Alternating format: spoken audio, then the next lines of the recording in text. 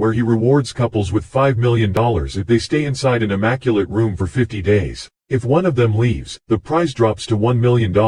There is no contact with the outside world and no entertainment, only each other's company. However, they can get treats by paying for them with part of the prize money. Today's couple is Mike and Kate, who think it will be easy money. Mike thinks they've been very lucky to find this place, and Kate sees it as the second chance they deserve. However, she also points out that maybe they should split the money to make things easier. Her plan is to invest the money, which Mike thinks is incredibly boring. He sees his future as partying and having a good time without having to think about money ever again. After hearing the AI voice remind them of the rules, they explore the area and notice they weren't joking when they called it Immaculate. Everything is white, and the only objects there are a bed and a bench. There's also a simple bathroom, which rules say they can enter one at a time, a red button they can use if they want to leave, a touchscreen where they can request treats, and a big clock above the exit door that counts down the time they have left in the experiment. Their meals are designed to cover their daily nutritional requirements and are just flavorless white shakes that come in a white carton. The room also comes with automatic lights that change throughout the day to announce morning, afternoon, evening, and when night falls, which is a sign they must take to go to bed. The touchscreen allows them to set up an alarm clock, and while Mike plans to treat this as a vacation and sleep late, Kate sets up an early alarm so she can have some sense of routine. When they go to bed on their first night, Mike tries to get busy with Kate, but she's worried that they may be watched by the professor. Since Mike insists, they end up doing it quietly under the covers. When morning comes, Kate goes to the bathroom to look at herself in the mirror and recite a few words of affirmation to keep her spirits up and her goals fresh.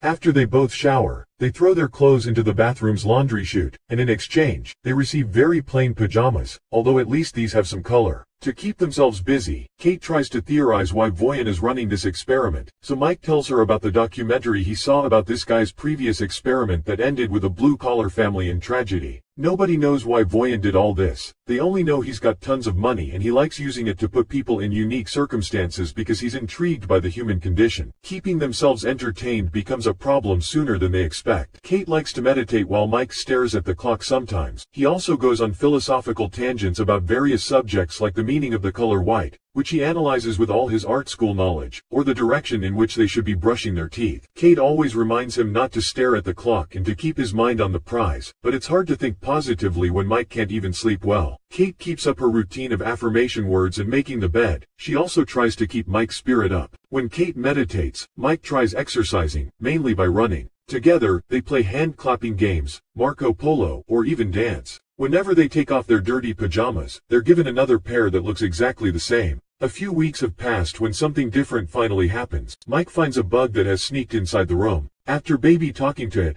Mike tries to feed it some of the milkshake, but as soon as he pours some drops on the floor, the AI voice reminds them that food can only be used for consumption by the contestants. Worried about the bug not surviving here, Mike requests some way of letting the little guy out, promising he doesn't want to leave. Kate explains to him that the speaker through which the AI voice comes out doesn't seem to be two-way. She's already tried, making Mike decide he's going to push the button to open the door. This starts an argument because Kate is sure pushing the button will make them lose even if Mike doesn't actually leave and only puts his hand out for a stupid bug. After putting the insect down, Mike tells Kate the bug is a living being and that she has no compassion, so Kate accuses him of being condescending because she isn't vegan like him. As the argument gets louder, Kate finally confesses she thinks Mike is only vegan because he wants to piss off his well-off dad who gave Mike everything he needed. Therefore he never suffered and now he wants to have artsy street art cred. Then, Kate tries to walk away from this conversation, but she ends up stepping on the bug, and Mike has trouble believing her when she says it was an accident and apologizes. Mike spends the rest of his day sulking in a corner until he finally decides he's had enough. Doing nothing, it's just not healthy. Since each of them can take 2 treats, Mike is going to ask for one even if takes out $100,000 off their prize. Kate doesn't approve, but Mike doesn't need her permission, and his treat ends up being a single green crayon. It's not much, but at least now Mike can do his art on the walls. After watching him draw for a while, Kate asks him to draw her, and Mike accepts. However, he refuses to do realistic portraits because they're boring. He prefers to stick to his style, causing Kate not to want to model for him anymore. Mike draws until there's no more crayon left, pissing Kate off when he leaves green stains all over the bathroom and the towel on the floor. Later, Kate apologizes for having behaved like a twat and explains this is harder than she thought, but at least they only have 20 days left. Days continue to pass in boredom until one morning, Kate wakes up to find a gun in the bathroom. They're too scared to check if it's loaded and its presence is haunting, so they decide to hide it under the bed because the AI forbids them to put objects that aren't clothes inside the laundry chute. Sometime later, the couple is finally rewarded with connection time, which will play for them messages sent by their loved ones. Mike gets a message from his sister, who tells him how she and their parents are doing, but she also thinks Mike isn't dating Kate anymore. Seeing his sister makes Mike very happy, but Kate doesn't want a connection of her own and panics when the screen puts a video of her dad, who is finally off the streets and living in a homeless shelter. Since the video won't stop no matter how much she asks, Kate runs to hide behind the bathroom entrance and cry, and Mike comes over to comfort her. After sleeping by clinging desperately to her boyfriend, Kate doesn't get up when the alarm announces the morning and stays in bed all day because she's fallen into a depressed state. When Mike expresses his worries, Kate tells him she hadn't seen her father in years and always lied to Mike about who he was because she was ashamed of her dad and the way he drank away the house, her school fees, and her chances of growing up like a normal person. With only a little over 2 weeks to go, Kate still stays in bed while Mike tries to find new ways to entertain himself, like modifying his drawings by smudging the crayon with his fingers or reading the pajama label in as many emotions as possible like those acting exercises. He tries to make Kate eat by making some jokes about the food, but it's pointless, so he ends up joining her in bed in hopes he can comfort her.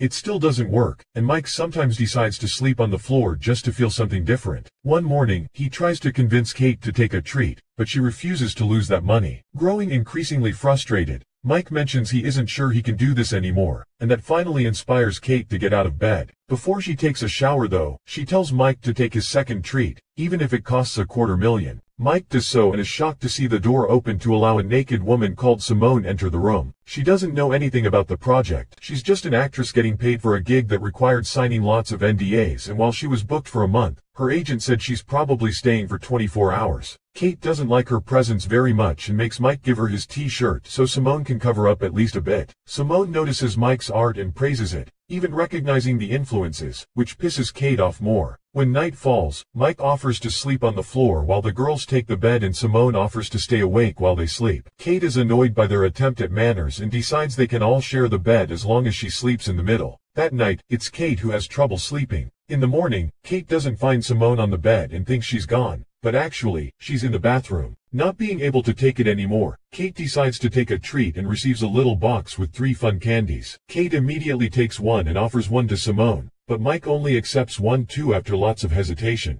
The 3 of them begin dancing and flailing around the room. They also share a few group kisses. However, after a while, Mike begins going through a bad trip, seeing blood everywhere and dreaming he's underwater while seeing his younger brother fall with him. The women bring Mike back to reality, but he's still panicking and asking to leave while mentioning something about Sean and drowning. Kate has to drag him back to bed and comfort him until he's asleep. Afterward, Simone asks what Mike had been talking about, and Kate tells her Mike's little brother Sean drowned in the family's pool while Mike was supposed to babysit him, which makes him feel guilty still to this day. Mike had been high when it happened, which adds to the injury and explains why he had been hesitant to accept the candy here. Simeone also asks how they met, and Kate remembers fondly how on a rainy day, she had no umbrella and Mike came to her, offering to catch all the raindrops so she wouldn't get wet. When Mike finally wakes up, Simone shares that she lost her mother when she was a kid, and the 2 of them bond over grief and lost loved ones. Simone takes Mike's hand to comfort him, and when Kate sees them, she freaks out, thinking Simone wants to steal her boyfriend. Simone calls her attitude out, pointing out that Kate lashes out because she's actually an insecure person, which starts an argument. Mike yells at them to stop before walking away. Thus Kate tries to apologize,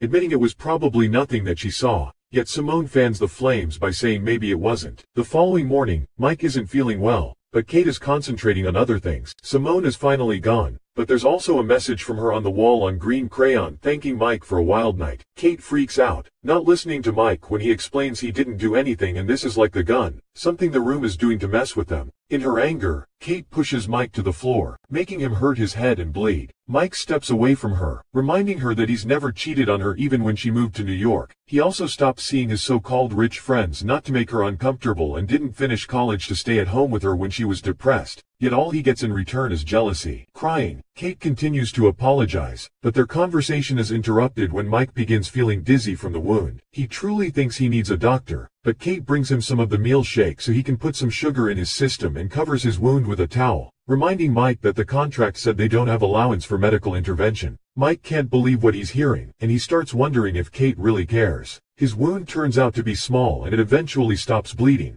but he is scared of how far she would have gone if it had been worse. Perhaps she would have let him bleed for money. Hating what this place has done to them and realizing money isn't going to fix how broken they actually are, Mike decides to leave, inviting Kate to do the same. Kate refuses though, pointing out it's easy for him to talk like this because he's always had money, and she even retrieves the gun to threaten him into staying. However, Mike ignores her and presses the button, finally leaving the room only a few days before victory. After lots of laying around and freaking out in the shower, Kate sees the raindrop drawing on the wall, inspiring her to approach the button too and consider her options with only 2 days left. Many months later, a now single Mike is going for a run when he sees Kate coming out of a building. They haven't seen each other since the room and decide to go for a walk to chat and catch up, but when Mike asks Kate if she left the room or won, she